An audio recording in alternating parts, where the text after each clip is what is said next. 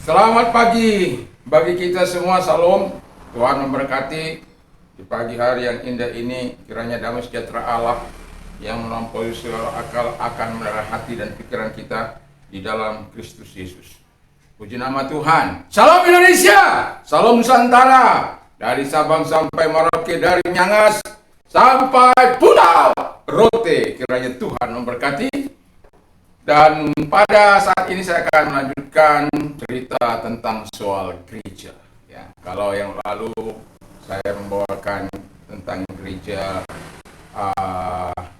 yang kehilangan kasih, mula-mula loveless church, ya, gereja tanpa kasih yang mula-mula.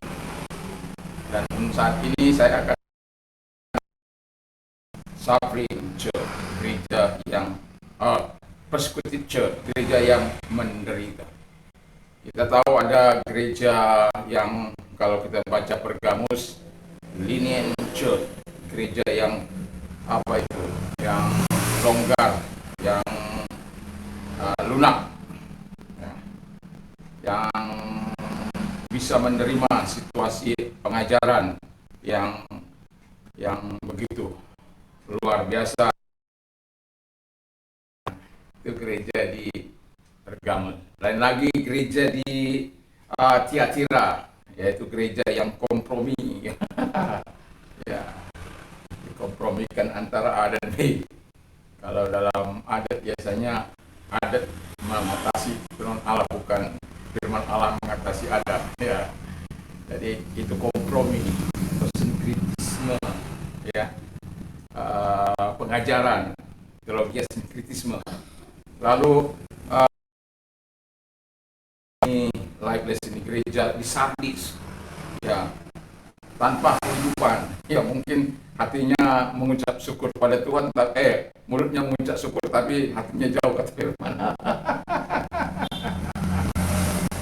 Dan juga ada gereja yang dikatakan gereja obedience. Tentu kita mengharapkan, saya yakin dan percaya semua rekan-rekan saya, pendeta hamba Tuhan di seluruh dunia, di mana saja, mengharapkan jemaat yang begitu luar biasa. Tidak ada seorang yang mengharapkan seperti jemaat di Sardis. Yang hanya bisa berkata-kata, NATO, not existing only. Ya, sampai dikatakan kau hidup, tapi sebenarnya kau mati. Ya, jadi itu luar biasa. Jadi kita ingin gereja yang taat lah, ya. Ya, saya yakin dan percaya setiap sahabat saya, rekan saya, hamba Tuhan pasti mengharapkan itu. Lalu yang kemudian, lukewarm church, nah, gereja yang suam-suam kuku, nggak dingin, nggak panas. Tuhan katakan, menterkan. Ya, jadi 7 gereja di Asia kecil ini membawa warna tersendiri bagi gereja Tuhan. Mungkin kita bisa belajar dari yang ke-7 gereja di Asia ini, dan kita bisa melihat ke dalam gereja kita, situasi apa yang sedang kita alami. Apakah gereja di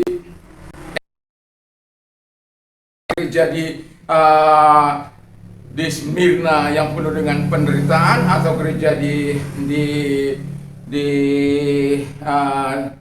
Pergamus yang begitu istilahnya begitu longgar, toleran kepada pengajaran-pengajaran yang tidak baik, atau seperti gereja gereja di Tiatira yang kompromi dengan berbagai macam pengajaran. Lalu kemudian juga atau gereja yang sedang hidup tapi mati, yaitu gereja di Sardis, atau gereja yang di Philadelphia yang begitu hidup, yang antusias, yang luar biasa, yang menuruti firman Allah sekalipun tidak ada kekuatan mereka, tapi mereka taat, mereka sungguh-sungguh hidup dengan Tuhan. Ada persoalan, ada masalah, tetapi ketaatan mereka kepada Tuhan adalah ketaatan yang mutlak melakukan firman Allah dalam hidup mereka.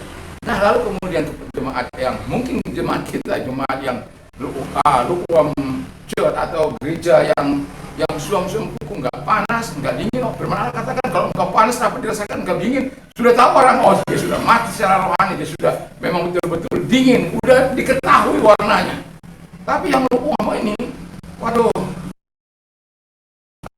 Kalau dia bercerita tentang kebaikan-kebaikan Tuhan, kemarahan Tuhan, pertolongan Tuhan, tetapi kemudian perbuatannya ya, melakukan hal-hal yang bertentangan dengan kehendak Allah.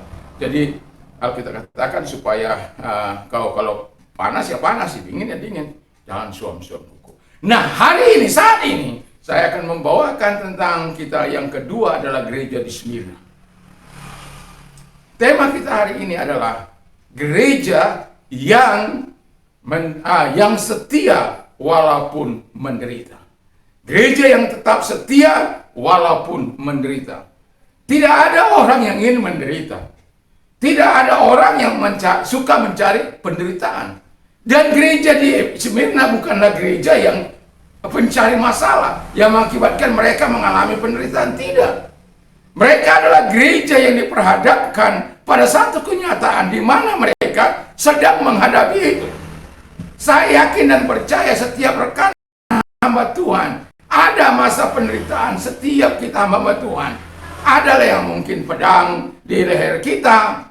Ya walaupun mereka tidak sampai mengatakan kepada saya Yesus apa yang lain. Kalau tetap saya akan katakan Yesus, kalaupun harus katakan itu. Pisau di pagi hari ketika masa tanggal 17 pedang, tanggal 18 pisau di perut saya yang begitu luar biasa sampai orang lain sudah jangan-jangan. Ya, jadi apapun yang terjadi dalam penderitaan kehidupan ini, mungkin ada penderitaan finansial, penderitaan ejekan, olokan, dan lain sebagainya.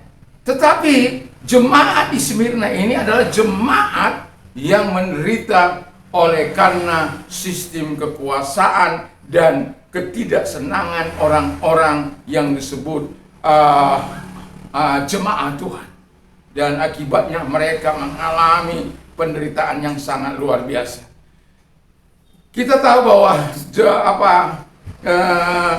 jemaat di Smyrna itu secara administrasi negara mereka atau kota yang hidup, kota yang sibuk seperti di Efesus, ya, kota yang memiliki pelabuhan, kota yang indah. Homer dari sana, pengarang yang penulis yang sangat terkenal itu, dan dari Smyrna ini.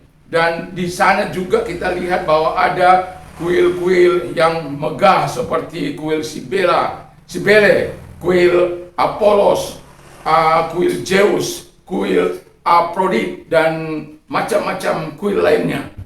Dan juga kita mengenal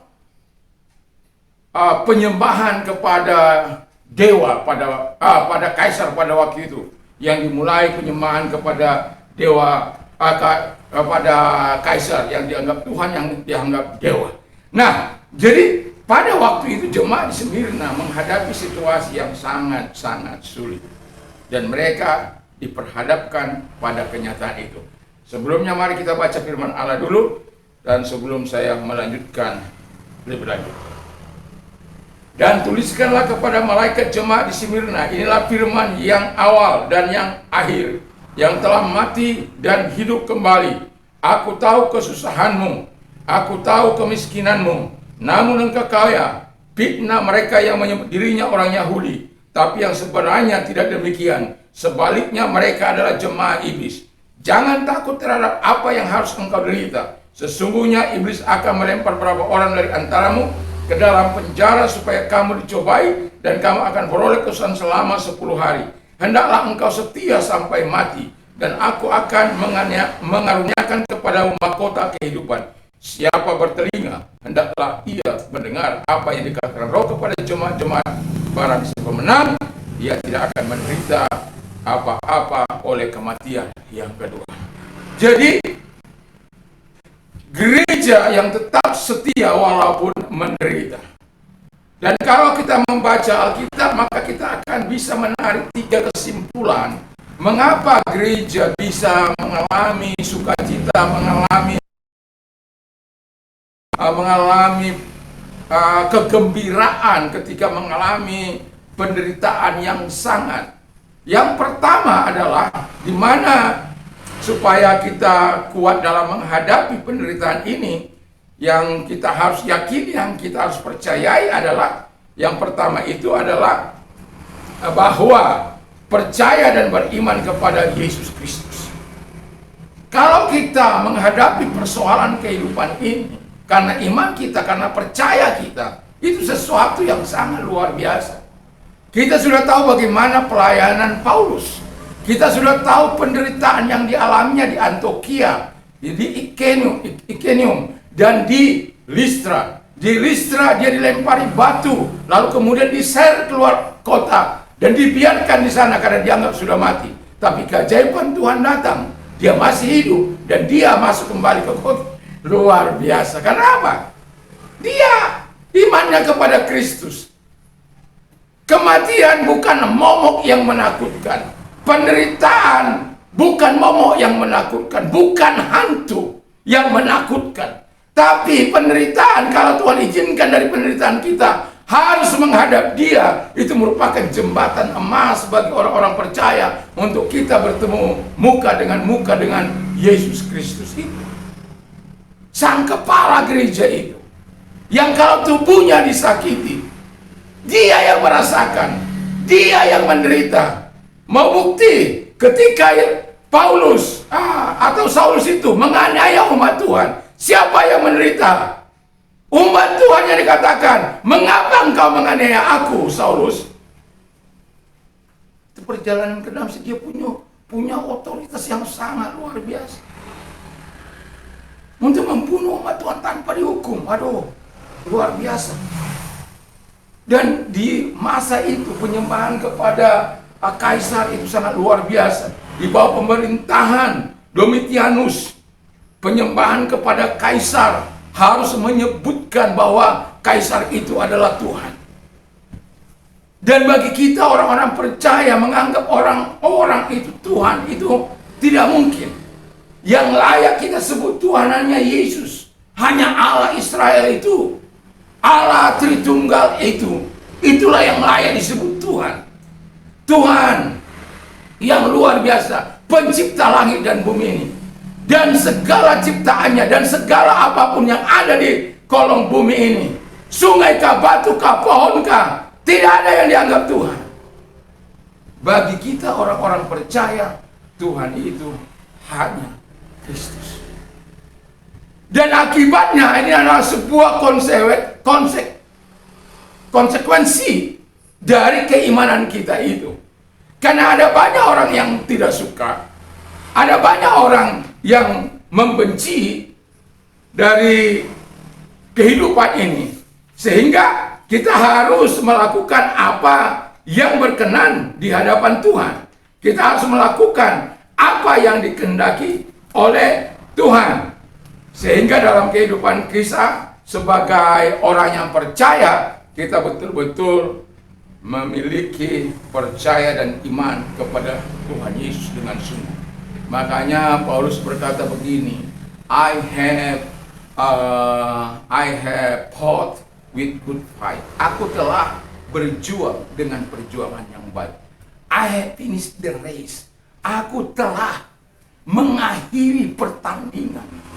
I have kept the faith. Aku telah memelihara iman. Kalau kita mau sampai ke surga, sampai kepada apa yang diinginkan oleh Tuhan, kita harus hidup seperti apa yang dikatakan oleh Paulus ini. Mungkin kita bukan mati karena penderitaan, karena dibunuh, bukan. Walaupun ada orang-orang yang Tuhan karuniakan untuk itu. Saya berharap seperti itu, tapi tidak terjadi. Karena bagi orang percaya, darah orang kudus itu adalah benih bagi gereja, di mana dia teraniaya, di mana dia mengalami penderitaan. Karena bagi kita orang percaya tidak ada kata kalah, tidak ada kata menyerah dalam arti dalam iman kita. Kadang-kala orang mengatakan kamu terlalu arogan sekali. Memangnya kamu saja punya Tuhan. Memang kalau demi mempertahankan iman kita, kita harus berkata ya di atas ya, tidak di atas tidak. Tidak peduli apapun harganya. Diintimidasi, di bawah tekanan oleh masyarakat, di bawah tekanan oleh para pemimpin-pemimpin. Tapi saya bersyukur bahwa Tuhan itu adalah Tuhan yang baik. Tidak perlu takut. Saya katakan saya bukan orang jahat, saya bukan pembunuh, saya bukan orang-orang yang melakukan apa yang tidak benar. Saya hanya melakukan pembinaan iman, saya hanya melakukan apa yang seharusnya saya lakukan. Sementara ada banyak klub-klub, ada banyak tempat-tempat perjudian, beliar, ada banyak tempat-tempat pelacuran yang didiamkan begitu saja. Tapi saya yang membina iman, yang menyuruh umat Tuhan untuk taat kepada pemerintah, untuk melakukan apa yang baik kepada pemerintah. Juga kadang-kadang kita harus mengalami tekanan seperti itu. Karena apa? Tekanan. Tapi saya mau katakan, gereja harus tetap setia sampai mati. Kalau Tuhan izinkan. Kalau Tuhan izinkan kita seperti apa yang dikatakan Paulus, di mana dia telah berjuang dengan baik, telah mengakhiri pertandingan, dan telah memelihara iman, dan Tuhan panggil, ya puji Tuhan. Puji Tuhan. Ada banyak saudara-saudara kita di Afrika contohnya, ada banyak umat Tuhan yang dianiaya karena iman kepada Kristus, yang mengalami penderitaan di bawah pengejaran Boko Haram dan yang lain-lain. Belum lagi di tempat-tempat yang lain, kita tidak tahu. Tapi kita tahu melalui kita banyak siaran. Kita bersyukur dengan situasi kemajuan teknologi yang sekarang ini, sehingga tekanan-tekanan yang begitu luar biasa, penganiayaan-penganiayaan begitu luar biasa bisa dengan mudah diekspos. Walaupun ya masih banyak. Tapi kalau gereja harus mengalami penderitaan, tetaplah setia.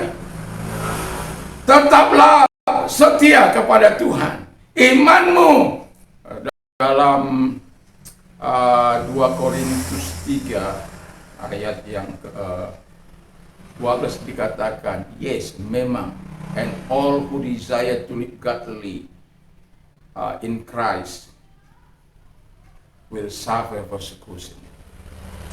Memang semua orang yang ingin beribadah kepada Tuhan Yesus Kristus akan mengalami penganiayaan. Bukan karena engkau mencari penganiayaan, bukan.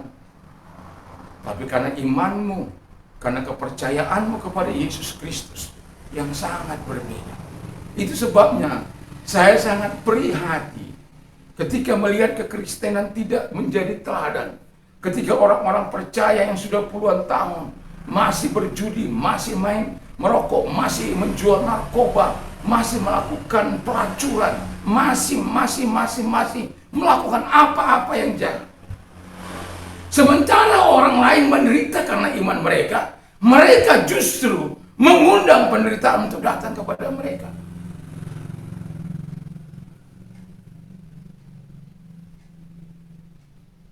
Ada yang dipercayakan sebuah jabatan, bukan menjadi berkat, bukan menjadi penolong, tapi justru merongrong negara.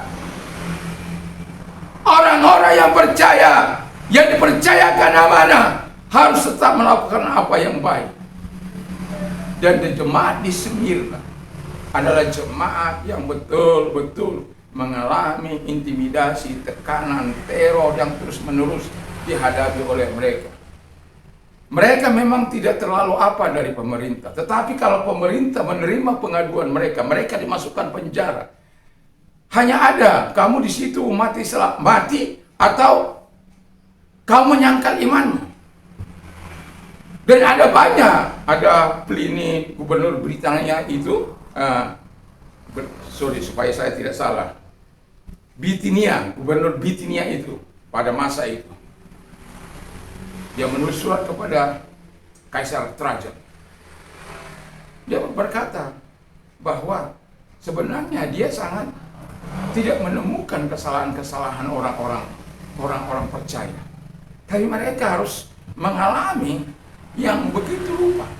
Dan saya hanya bilang, 3 kali saya berkata kepada mereka, apakah engkau percaya Yesus? Kalau dikatakan ya, lalu saya ancam, kalau kamu tidak menyangkal Yesus, saya akan bunuh kamu.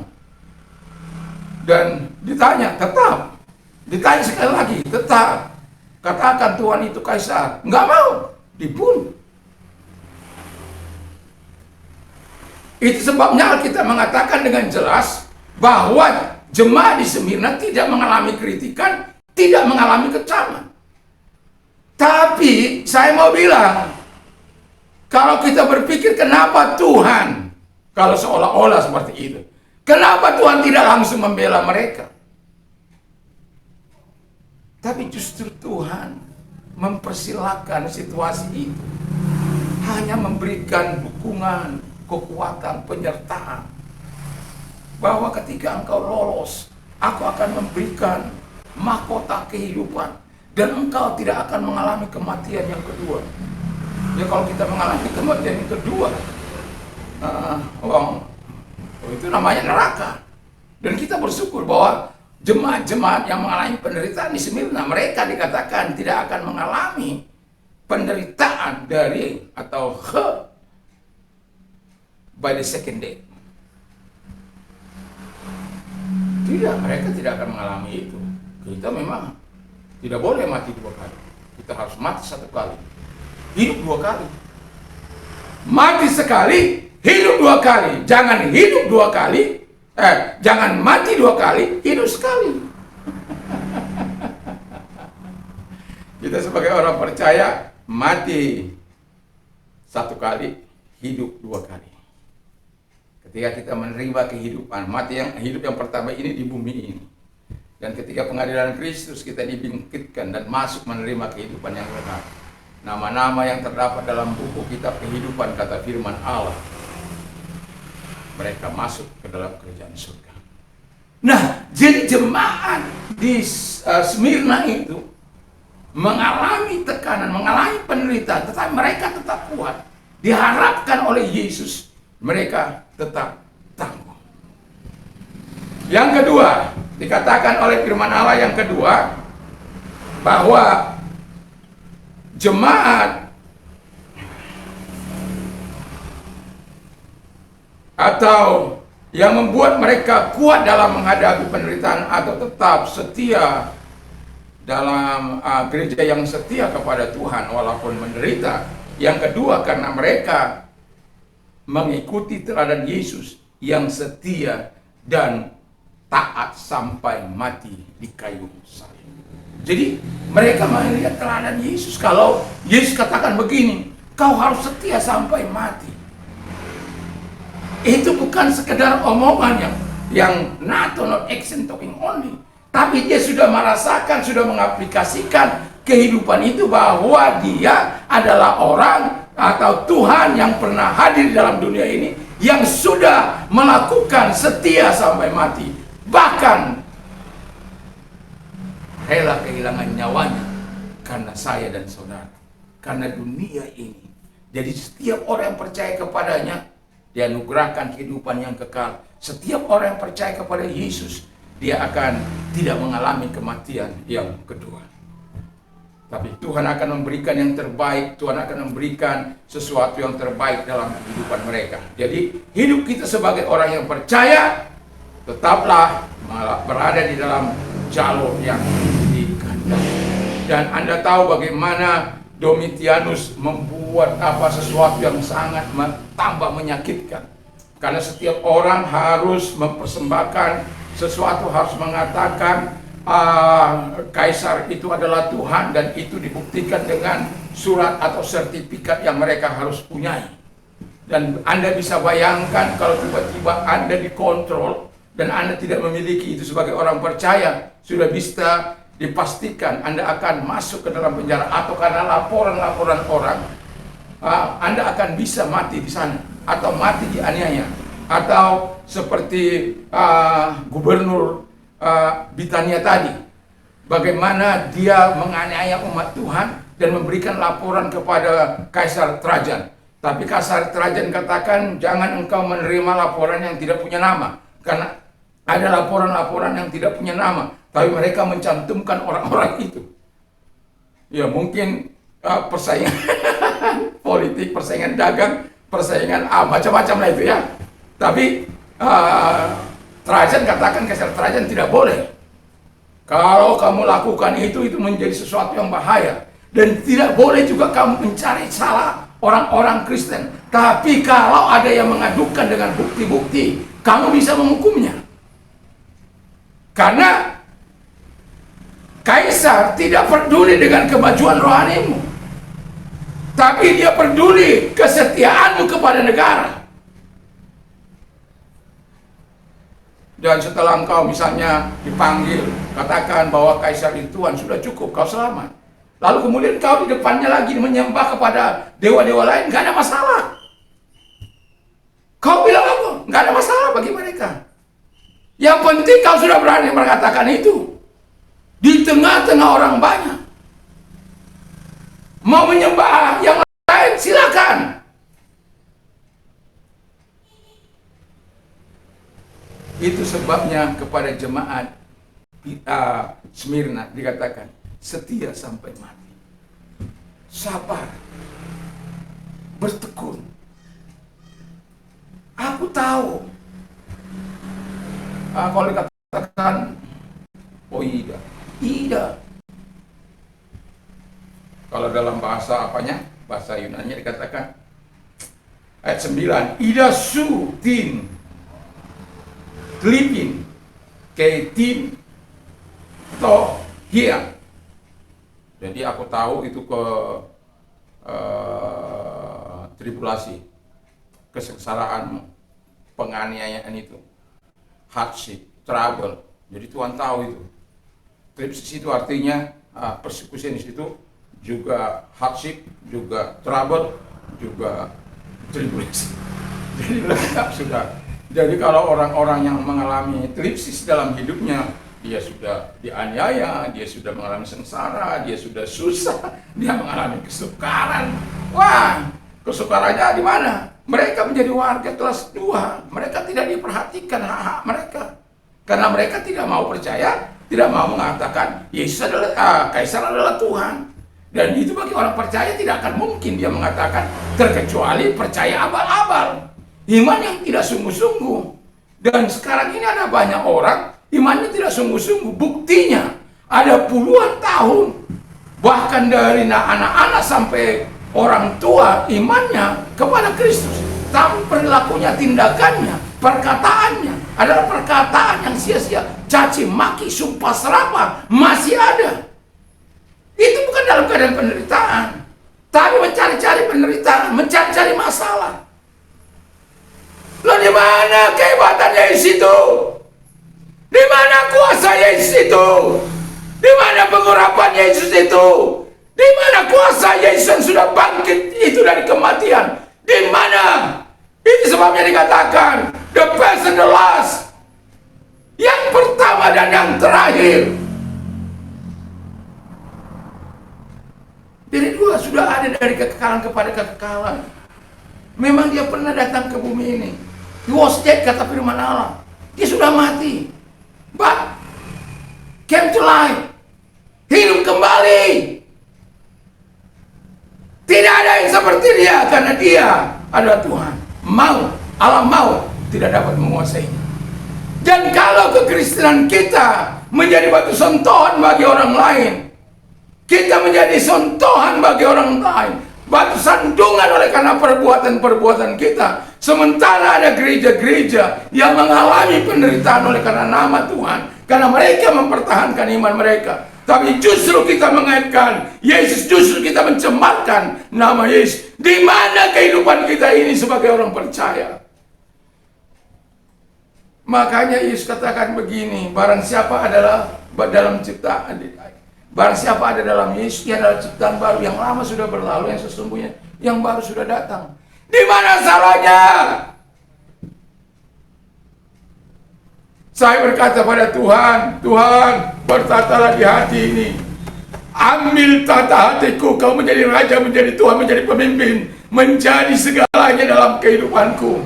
Supaya aku bisa menyenangkan Engkau, bisa melakukan apa yang Kau kehendaki. Dan saya juga katakan, setiap pagi jam 4 datang kepada Tuhan, saya katakan, atau siang atau malam datang kepada Tuhan. Saya katakan, kuduskan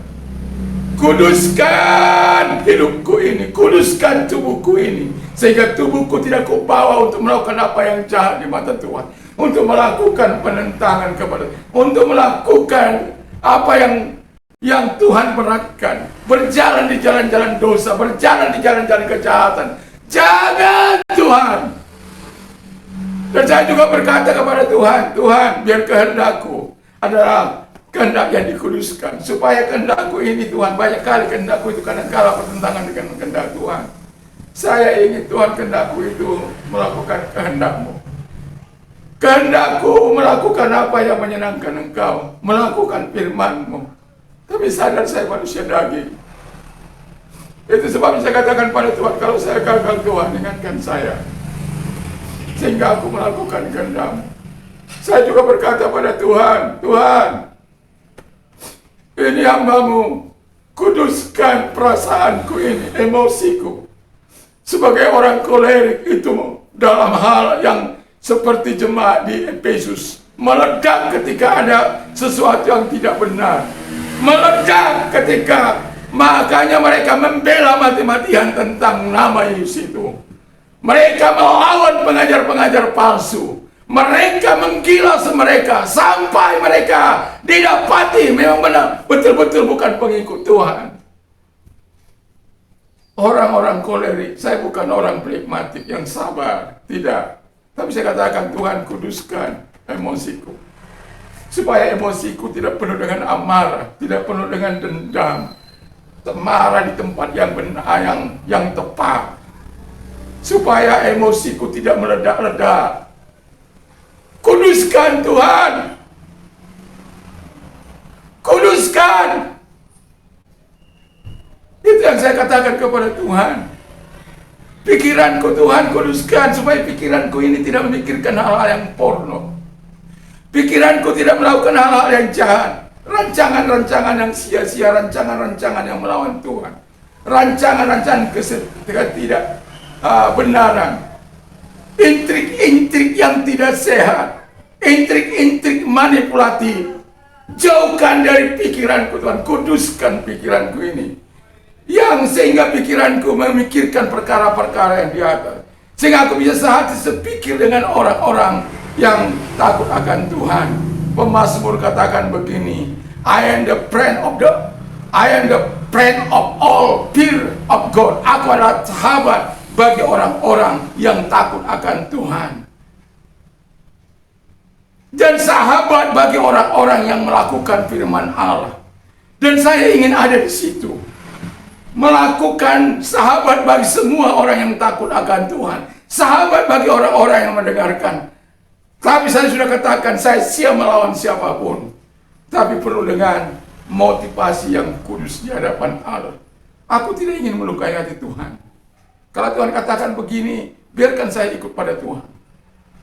Biarkan. Lalu roh, ketika kata Tuhan katakan, akan datang waktunya, dan saatnya sudah tiba bahwa penyembah-penyembah yang benar akan menyembah Bapa dalam roh dan kebenaran. Dan roh kita itu bisa bersatu dengan Tuhan untuk menyembah Dia, memberikan yang terbaik. Tapi ada roh jahat di sana yang mengalihkan perhatian kita, yang mengalihkan kehidupan penyembahan kita, sehingga penyembahan kita, penyembahan yang tidak murni, penyembahan kita, penyembahan yang tidak baik. Ada roh-roh jahat, ada malaikat terang yang melakukan sabotase, dan kita katakan pada Tuhan, saya katakan pada Tuhan, kuduskan Tuhan. Dan saya katakan, saya orang yang mengatakan butuh Tuhan. Kalau teman-teman saya yang ada di Jawa, teman-teman yang kalau tiap pagi kita mengadakan doa jam 4 pagi itu, jam 5 di sini, tapi saya sudah bangun jam 4 mulainya. Sahabat-sahabat saya jauh lebih pagi mereka, saya yakin jauh lebih pagi mereka, karena ada perselisihan waktu. Itu sebabnya saya ingin merasakan kehadiran mereka. Ketika kami bersatu untuk berdoa, katakan jam 4 pagi di sini, jam 3 di sana. Dan itu kami lakukan, tapi saya sebagai orang, jam 3 itu, wah sangat berat itu. Sangat berat. Itu sebabnya saya katakan sudah jam 5 saja, walaupun saya tetap bangun jam 4. Untuk memulai sebelum masuk dalam mesbah bersama. Kita bersyukur dengan kemajuan teknologi sekarang. Kita bisa saling mendoakan, kita bisa saling mendukung. Kita bisa saling saling menginterpretasikan sesuatu yang baik. By the mercy of God, that you present your body as a living sacrifice, holy and acceptable to God. My beloved brethren, kata Paulus dalam Roma 12 ayat 1. Beberapa waktu nanti akan membawa. Orang harus mempersembahkan tubuhnya sebagai persembahan yang hidup kudus dan berkenan kepada Allah. Haleluya Tuhan. Itu yang saya katakan kepada Tuhan. Memang gak mudah. Tapi sebagai orang-orang yang percaya pada Tuhan, kesetiaan kita bangun pagi jam 4 itu bukan sesuatu yang mudah. Ada banyak orang masih tidur. Tapi kita datang di hadapan Tuhan, bersekutu di hadapan Tuhan, meminta rahmat Tuhan bagi Indonesia, bagi orang-orang percaya, bagi semua, bagi para pemimpin, baik pemimpin politik, pemimpin agama, semua kita doakan. Haleluya. Karena apa? Itu masih penderitaan kecil.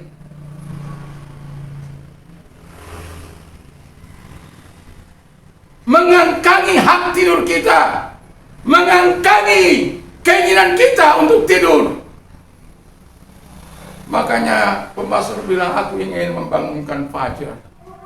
Tuhan berkata pagi-pagi sekali dia datang. Itu karena apa? Tuhan sudah menunjukkan teladannya. Kita harus sebagai pengikut Kristus, baik yang mengalami penderitaan, yang sedang mengalami penderitaan, setialah. Baik yang tidak mengalami penderitaan, setialah. Setia berdoa, setia membaca firman Allah, setia karena itu merupakan kegiatan kita.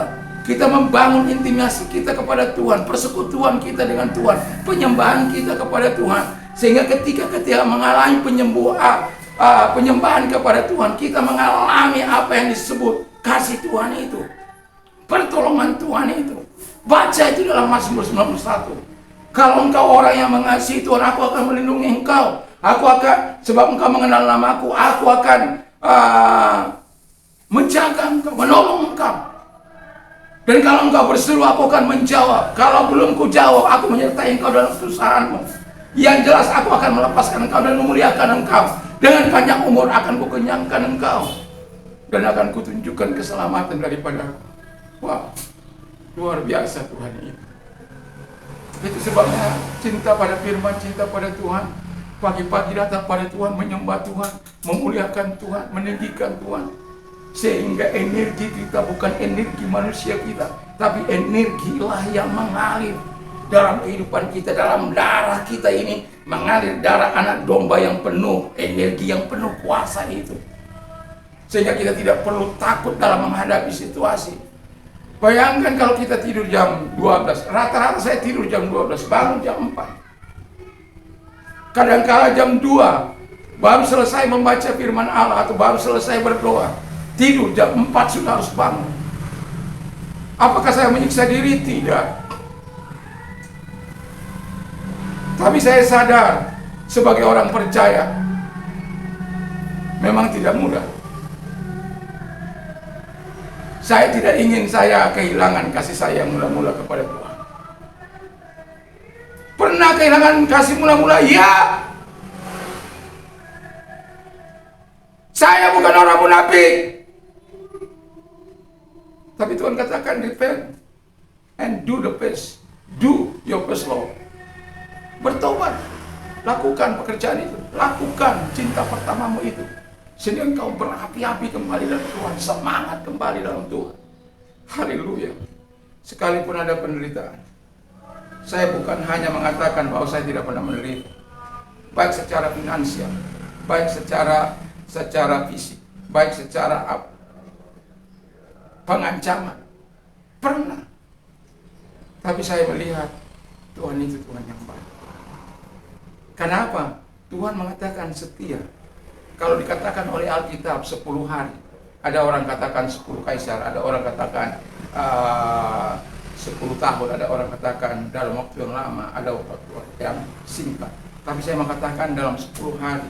Artinya bahwa semua penganiayaan, semua permasalahan, semua tanggungan kehidupan yang kita alami dalam hidup ini. Ada awal dan pasti ada akhir. Tapi yang saya tahu bahwa Tuhan itu ketika engkau mengalami awal bersama dengan Tuhan, mengakhirinya juga harus bersama dengan Tuhan. Jangan seperti Saul, memulainya dengan Tuhan, mengakhirinya dengan daging. Jangan seperti ini siapa ini? Si Saul, si Salomo, mulainya dengan Tuhan, mengakhirinya dengan daging. Bayangkan 700 istri, 300 gundikan. Nggak tahu bagaimana. Ya, orang bilang sama gini, Pak Pendeta, dalam Alkitab itu kan ada orang-orang yang istrinya sama, iya, kenapa? Berarti bisa dong. Sahabat saya bilang, Pak Pendeta, tinjau itu anggaran dasar itu kembali, tinjau dia. Dimana kalau mau bercerai, tapi boleh. Saya katakan padanya, bukan karena kita tidak mampu melakukan kehendak Tuhan, lalu standar firman Allah akan turun. Tidak.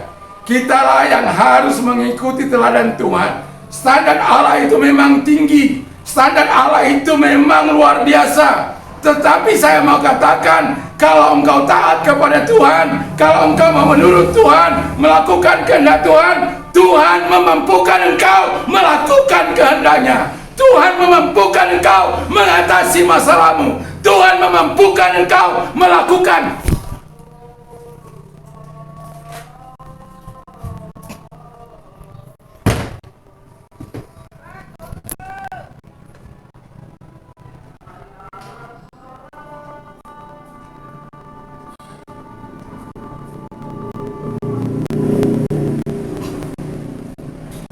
Tuhan memampukan kita untuk bisa melakukan yang terbaik bagi Tuhan.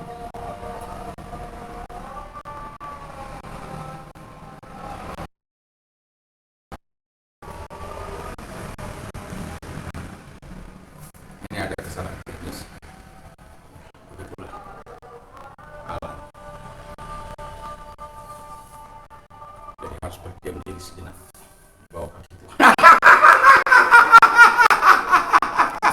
Gangguan itu bisa kita buat menjadi berdiam sendiri sejenak, memanggil nama Tuhan Yesus. Mohon pengurapan Allah,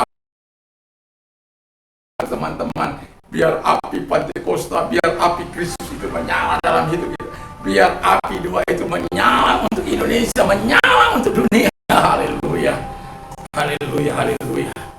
Jadi kita mengikuti teladan Yesus karena dia sudah taat sampai mati di kayu salib. Demi kita yang berdosa, demi kejahatan kita, demi memberikan kehidupan yang layak bagi kita. Itu sebabnya kasih itu memberikan yang terbaik bagi orang-orang yang dikasihi. Yesus.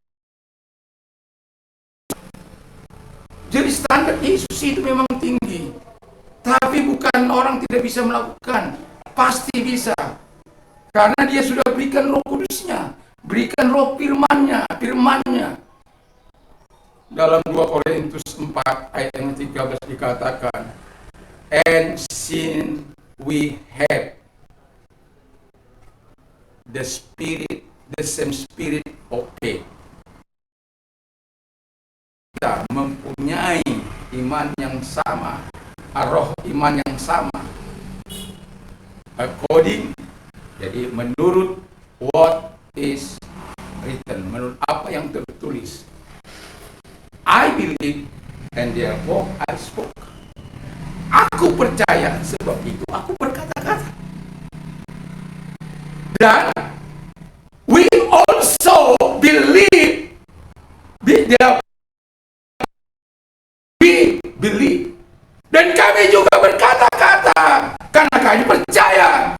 Jadi kalau kita percaya, kita berkata-kata. Iman timbul dari pendengaran firman Kristus. Roma 10 ayat 17. Kerajaan Allah bukan soal makan dan minum, tapi soal kebenaran, damai sejahtera dan sukacita dalam Roh Kudus. Dan siapa melayani itu seperti ini, dia dikenal oleh Allah, disukai oleh manusia.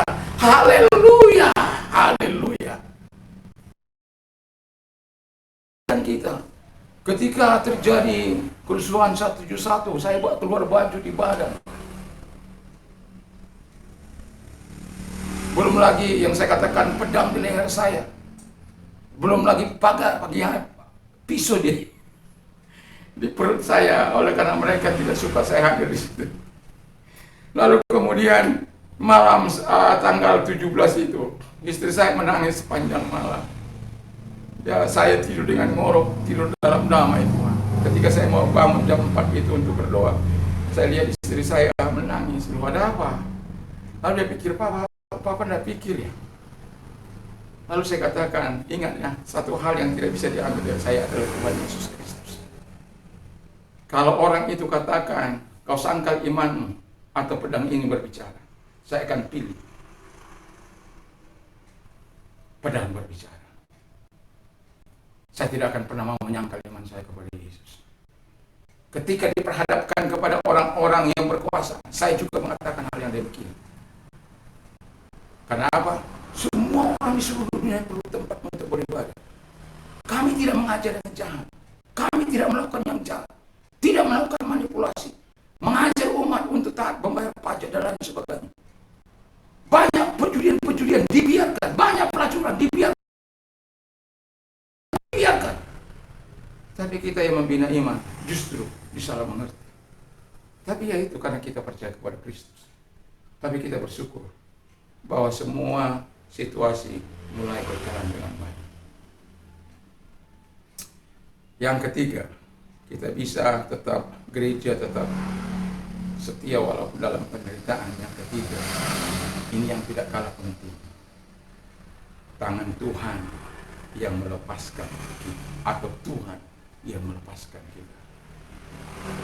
Saya mau setir dulu dalam 2 Timotius 3 ayat yang ke-10 dan ke-11. Kalau kita lihat di ayat pertama dikatakan, but know this, that in the last days first time will come. Tetapi ketahuilah ini, bahwa pada akhir zaman, in the last days will first time, waktu-waktu yang jahat akan datang. For men will be lovers of themselves. Orang akan mengasihi dirinya sendiri. Lovers of money, mencintai uang. Proud, sombong, boaster, angkuh, blasphemer, penghujat. Lalu apa lagi? Disobedient to parent, tidak taat kepada orang tua, memberontak kepada orang tua, karena dianggap terlalu standar iman. Lalu apa lagi? Unloving, unforgiving, tidak dapat mengampuni, mengasihi tidak dapat mengampuni. Semua disalah mengerti. Lalu apa lagi? Serendah dan pemfitnah. Apa lagi? Without self control, tanpa pengendalian diri. Apa lagi? Brutal. Apa lagi? Despise good, penolak apa yang baik. Apa lagi? Traitors, pengkhianat. Apa lagi? Headstrong, keras kepala. Apa lagi? Alkitab mengatakan haughty, kesombongan. Apalagi lovers of praise dan lovers of God, lebih mencintai kesenangan. Game, orang bisa berjam-jam.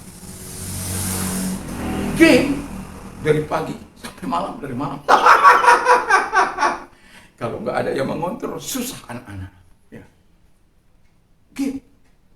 Lebih mengasihi kesenangan dunia ini daripada mengasihi kesenangan Allah. Nah, kesenangan Allah itu kan luar biasa. Love of pleasure dan love of menyenangi kesenangan dunia ini. Makanya dalam apa dikatakan, jangan kau mengasihi dunia ini. Ya, kita tidak boleh mengasihi dunia ini. Kalau kita mengasihi dunia ini, kasih akan Bapa tidak akan ada pada kita.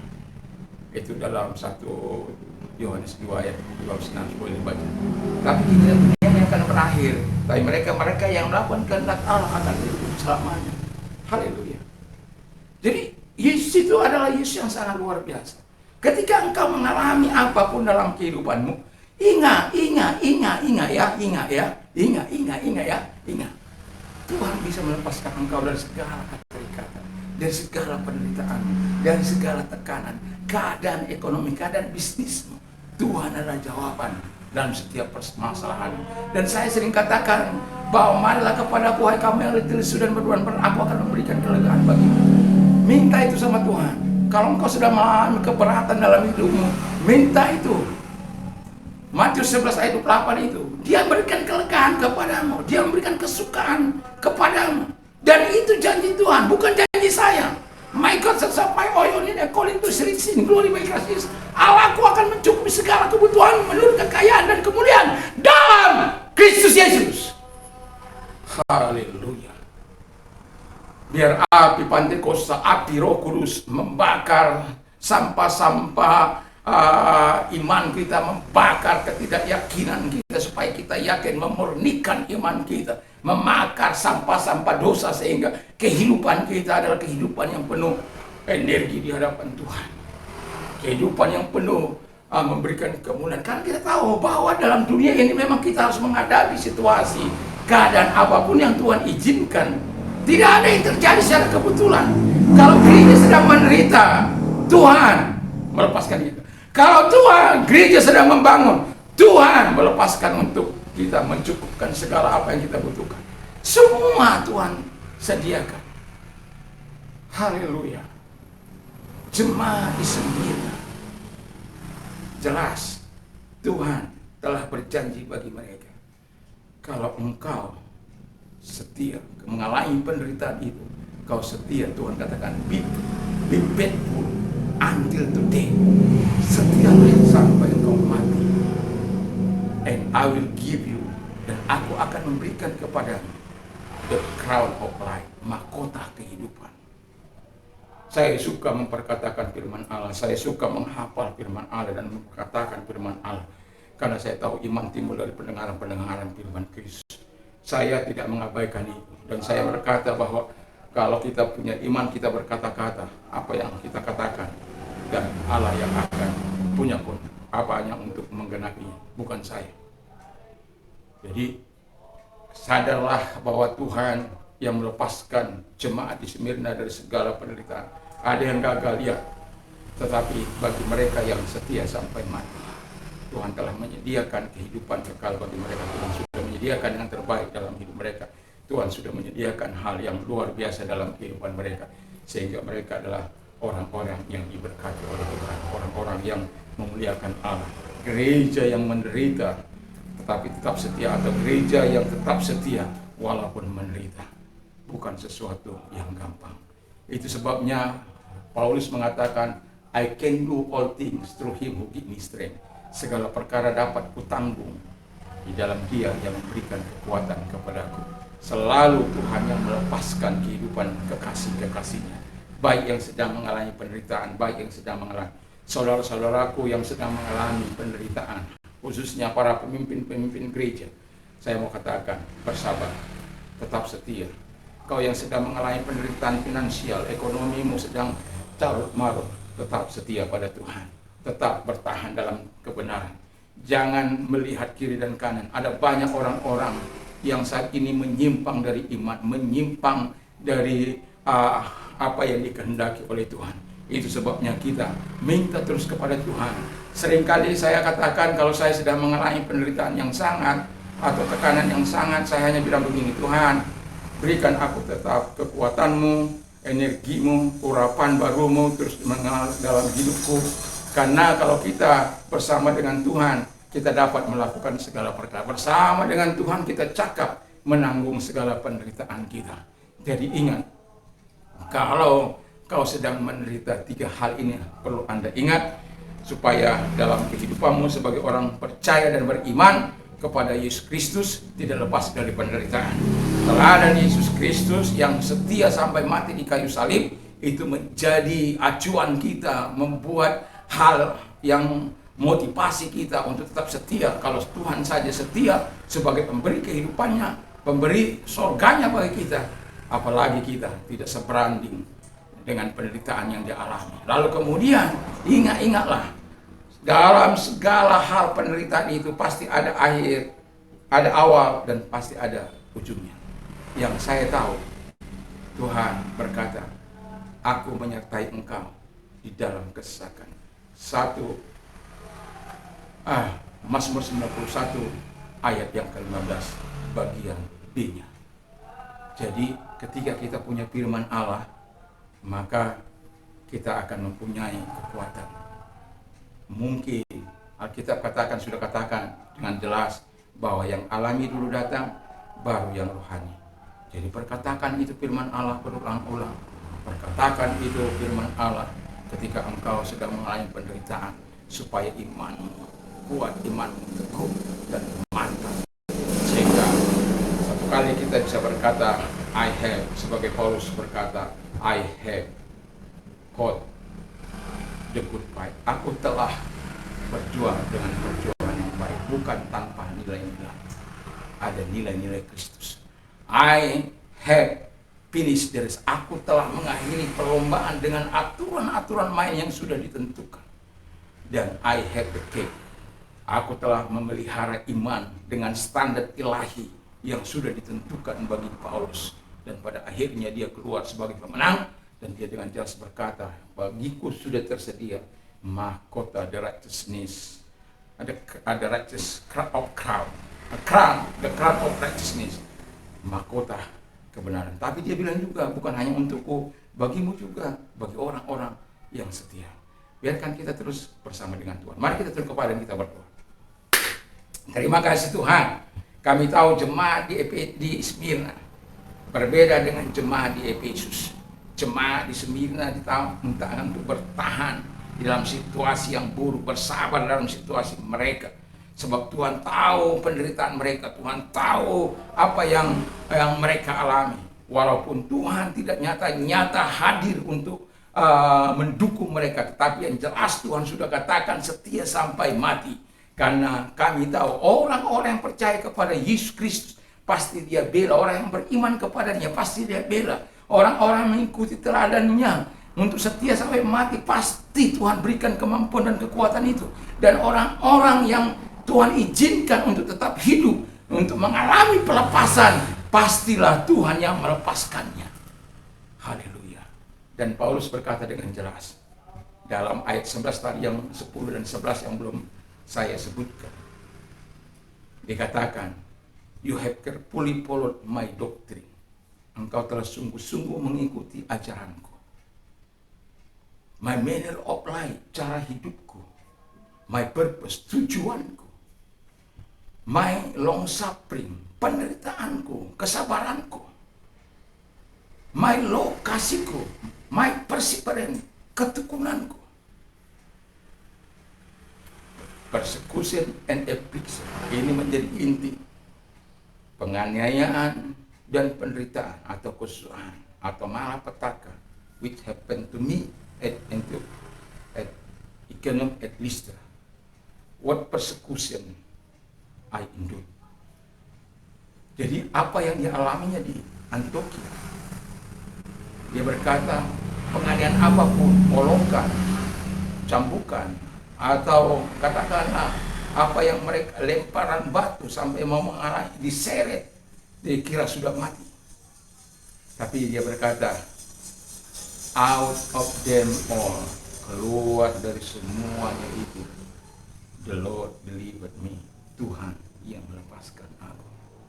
Jadi ingatlah bahwa Tuhan tidak membiarkan engkau.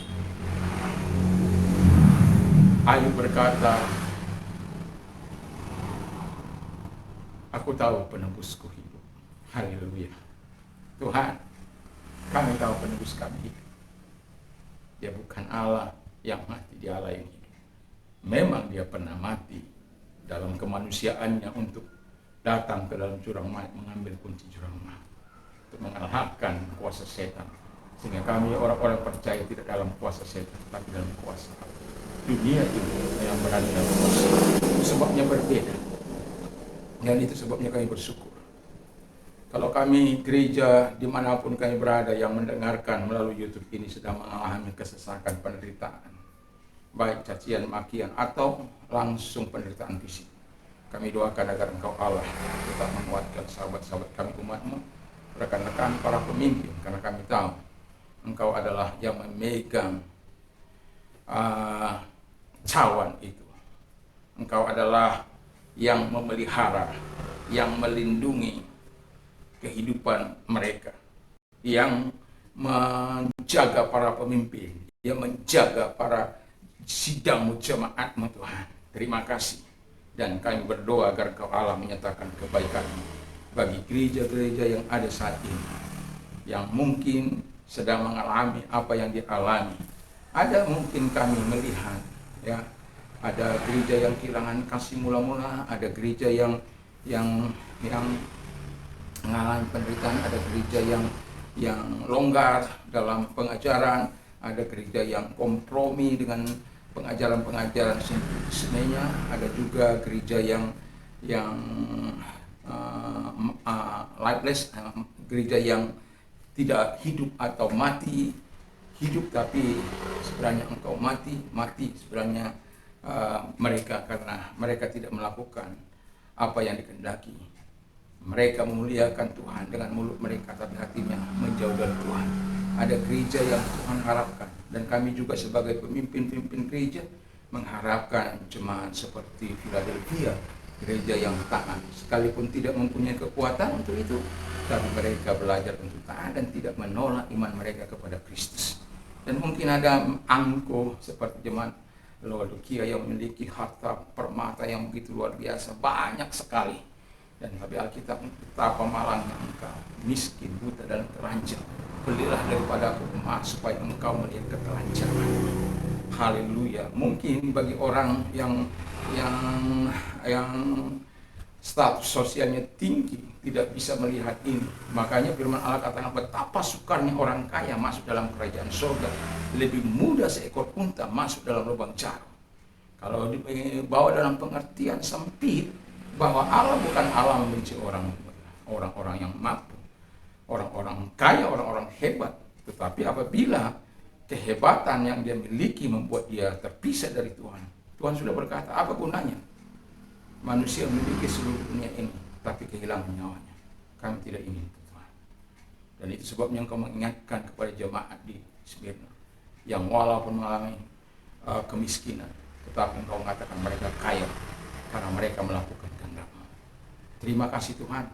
Biarkan kami gereja yang melakukan kehendak Bapa di surga, melakukan apa yang menyenangi, melakukan kehendak-Mu, melakukan firman-Mu dalam hidup ini. Walaupun tidak mudah, selalu ada jalan yang akan Kau nyatakan bagi kami.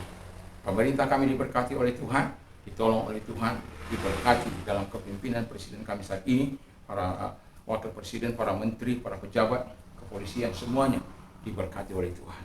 Gereja-gereja Tuhan diberkati, sahabat-sahabat kami melayani di Ngaren dalam dimanapun berada, Tuhan menyertai mereka. Kalau di antara mereka ada sedang mengalami situasi gereja yang rumit, biarkan mereka datang kepada Sang Pemilik gereja itu. Tuhan Bapa di surga, kami tahu bahwa Engkau adalah Allah yang hidup, Allah yang berkuasa, Allah yang sungguh. Tuhan, kami sadar hidup kami butuh Tuhan dalam perjalanan kehidupan ini. Penyertaan Tuhan, urapan Tuhan, sehingga kami menjadi pemenang-pemenang di dalam Kristus. Bahkan firman katakan bahwa kami jauh lebih daripada pemenang, karena Tuhan yang senantiasa menyertai kami. Terima kasih Bapak. Dan bagi Anda yang sakit, saya mau berdoa bagi Anda, apapun sakit penyakitmu, tidak peduli sakit apapun yang engkau derita. Tuhan tidak mengenal tingkat-tingkat kesukaran. Tuhan tidak mengenal betapa parahnya, betapa dokter sudah angkat tangan. Tapi bila engkau datang kepada Yesus, Tuhan sanggup, Yesus sanggup menyembuhkan engkau saat ini. Kalau engkau kapanpun mendengarkan doa ini, saya mau katakan kepada Anda, Tuhan masih tetap sama.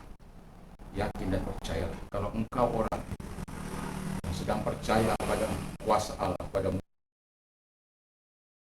iman, mari kita berdoa, taruh tangan di tempat yang sakit, dan saya akan membantu Anda dalam berdoa. Dan Tuhan yang akan menumpangkan tangan atasmu, dan Dia akan menyembuhkan engkau. Terima kasih Tuhan Bapa di surga. Engkau melihat tangan-tangan yang ditaruh di tempat yang sakit, apapun sakit mereka, kanker ginjal, jantung, gagal ginjal, dan jantung koroner, dan macam-macam sakit penyakit yang tidak bisa kami sebutkan satu demi satu, yang membuat umatmu mengalami penderitaan sakit penyakit, baik yang ada di rumah-rumah, yang ada di rumah sakit, baik yang ada dimanapun mereka, di dalam nama Tuhan Yesus Kristus. Segala sakit penyakit yang mereka derita, sebab Engkau yang berkata bahwa segala kelemahan dan sakit penyakit Engkau sudah tanggung itu, dan oleh bilur-bilur daripada Tuhan Yesus Engkau sembuh. Oleh kuasa Yesus Engkau sembuh. Oleh kuasa Yesus Engkau sembuh. Dalam nama Yesus, terima kesembuhan. Be healed in the name of Jesus. Be healed in the name of Jesus. Terima kasih Tuhan. Saya merasakan kehebatan Tuhan dalam hidup saya. Sejak 1 Maret 1987, anugerah itu tidak saya sia-siakan. Saya sudah pernah katakan hanya 25.000 uang saya jatuh ke tangan seorang dokter.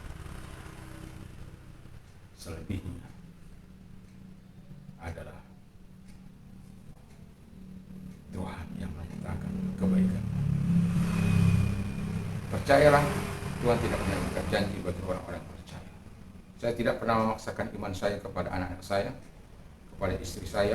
Saya tidak mengajak orang untuk anti dokter, karena saya juga mengajak orang-orang kalau iman mereka belum sampai pada tahap itu, datang ke dokter, karena Tuhan juga memakai mereka. Tapi saya tahu bahwa Tuhanku yang kusembah adalah Tuhan yang luar biasa, dokter dan segala dokter, tapi dia segala-galanya. Manusia boleh angkat tangan, tapi Tuhan tidak pernah angkat tangan. Dan itu sebabnya saya beriman, menaruh sepenuhnya kepada Dia. Bagi Anda yang mengalami permasalahan dalam kehidupan apa saja, marilah kepada aku, hai kamu yang letih sudah beban berat, aku akan memberikan kelebihan. Angkat kedua belah tanganmu, tanda penyerahan diri kepada Tuhan, Allah yang akan menolong engkau. Dan kalau engkau sudah, mari kita angkat tangan, mari kita berdoa. Bapa di surga, lihat tangan-tangan yang diangkat kepada mereka sedang mengalami permasalahan. Kami tidak tahu di luar sana apa menjadi permasalahan mereka, tapi kami tahu bahwa engkau sanggup mengetahui permasalahan mereka. Engkau tahu apa yang sedang mereka pergumulan. Itu sebabnya engkau berundang mereka untuk datang kepadamu, karena engkau punya kekuatan, punya kuasa untuk mengetahui, karena engkau Allah yang maha kuasa, Allah yang maha mengetahui. Dan itu sebabnya dalam nama Tuhan Yesus Kristus, jamah mereka yang sedang mengangkat tangan di hadapan Tuhan dalam nama Yesus, dan jawab sesuai dengan kebutuhan mereka, masalah rumah tangga mereka, masalah utang piutang mereka, masalah kehidupan mereka, masalah pekerjaan, masalah anak-anak, masalah rumah tangga, dan lain sebagainya. Tuhan menyelesaikan dan menolong supaya mereka mengalami kelegaan dalam Tuhan. Makasih bagi orang-orang muda kami berdoa supaya Tuhan memberikan sebuah gambaran kehidupan sebagaimana mereka ingin terjun, di mana mereka ingin meraih karir atau membuat karir mereka. Ada orang-orang yang tergerak di bidang politik biar belajar seperti Sadrak, Mesa, Abednego dan Daniel, Nehemia. Ada orang belajar rohani seperti Samuel yang dari masa kecil sampai masa tuanya adalah orang yang sungguh-sungguh mempermuliakan Tuhan dalam kepemimpinannya sebagai hakim, sebagai pemimpin, sebagai nabi Tuhan yang begitu luar biasa. Dan sungguh dia menghormati Tuhan sepanjang umur hidupnya, menghargai Tuhan, taat kepada Tuhan sepanjang umur hidupnya. Terima kasih kalau ada orang-orang yang tergerak dalam bidang bisnis seperti Ayub yang menjadi berkat di masanya, yang menjadi terang di bangsanya dalam hal mengelola bisnis mereka, usaha mereka. Dan juga ada Ishak, ada Yakub, ada Abraham di situ.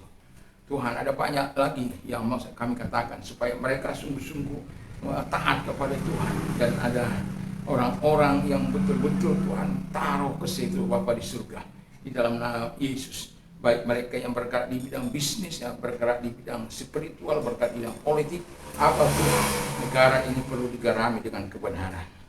Karena dengan kebenaran itu bangsa ini akan diangkat harkat dan martabatnya. Di mana dosa menjadi sebuah kebanggaan bagi sebuah negara, maka dosa itu akan menghancurkan bangsa itu.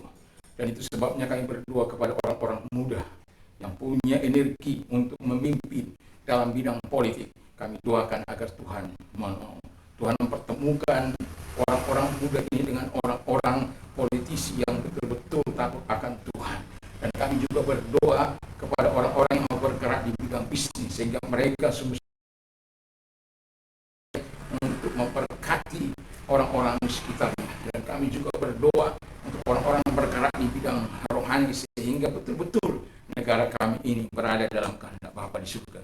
Di mana kebenaran menjadi kebanggaan kami, maka kebenaran itu akan mengangkat harkat martabat sebuah bangsa. Dan itulah yang kami rindukan, Tuhan Bapa di surga. Tuhan tolong, terima kasih kalau Engkau orangnya, angkat tanganmu di hadapan Tuhan. Lihat tangan-tangan yang diangkat kepadamu Tuhan, orang-orang muda yang tergerak dalam rohani, dalam nama Tuhan Yesus. Impartasikan dirimu kepada mereka, Engkau pakai mereka sehingga takut akan Tuhan, kebenaran Tuhan menjadi bagian kehidupan mereka, sehingga apapun keinginan mereka, Tuhan menjawab, Tuhan menolong mereka, sehingga mereka bisa menjadi berkat di bidang mereka masing-masing. Terima kasih bagi Anda yang menerima Yesus sebagai Tuhan dan Juru Selamat. Saya mau katakan Tuhan adalah Juru Selamat itu. Akulah jalan dan kebenaran dan hidup, tiada seorang sampai kepada Allah kalau tidak melalui aku. Kau mengambil keputusan untuk percaya kepada Yesus. Mari saya undang kita untuk berdoa. Bapa di surga, taruh tanganmu di tempat di dadamu. Kami berdoa bagi mereka-mereka yang mau mengambil keputusan. Ikuti doa saya. Tuhan Yesus, saya sadar saya orang berdosa. Saya mengaku segala dosa dan kejahatan yang pernah aku perbuat. Aku mengaku di hadapan Tuhan. Mohon ampuni segala dosa dan perbuatan dosa yang telah aku lakukan. Dengan kuasa darah-Mu yang kudus.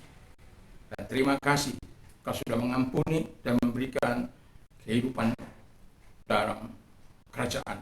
Terima kasih Bapak di surga, dalam nama Yesus Kristus. Kami juga mau berdoa kepada mereka-mereka yang mau hidup dalam rancangan Tuhan, yang tidak peduli dalam berapapun usia Anda, tetapi yang menjadi masalah Anda tidak bisa menjadi terang di tengah-tengah keluarga Anda, tidak bisa menjadi berkat di tengah-tengah masyarakat, oleh karena perkataan, perbuatan, tindakan yang Anda lakukan itu semuanya mempermalukan nama Yesus. Langkah-langkah yang kau lakukan, langkah-langkah kejahatan, dan tangan yang kau lakukan, tangan yang merugikan orang lain.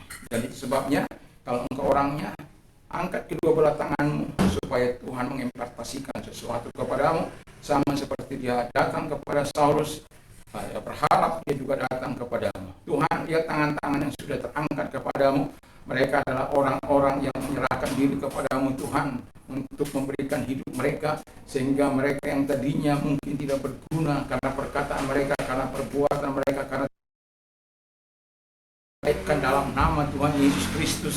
Kalau Saulus engkau lawati, dalam nama Yesus, lawati mereka, datang kepada mereka, sehingga mereka adalah orang-orang yang menjadi ciptaan baru, karena mereka ada dalam Kristus Yesus. Iman mereka mengaku kepadamu Tuhan, mereka percaya kepada kekuatanmu, pada kuasamu, pada kemampuanmu. Kalau selama ini iblis membohongi mereka, menipu mereka, karena mereka tidak menyerahkan tata hati mereka kepada Kristus. Sekarang katakan kepada Tuhan, kuserahkan diam sebagai Tuhan dan seraja dia dalam hati, dalam tata hatiku. Mulai saat ini kuserahkan diriku, Engkau yang menguasai mengendalikannya. Terima kasih. Kalau Anda sudah mengatakan demikian di hadapan Tuhan, Tuhan memberkati. Terpujilah Engkau. Sekarang pulanglah dengan membawa damai sejahtera daripada Tuhan Yesus Kristus, kecintaan Allah Bapa dalam surga, persekutuan kuat kuasa Roh Kudus menyertai mulai saat ini sampai maranatha dalam Yesus. Amin. Tuhan memberkati.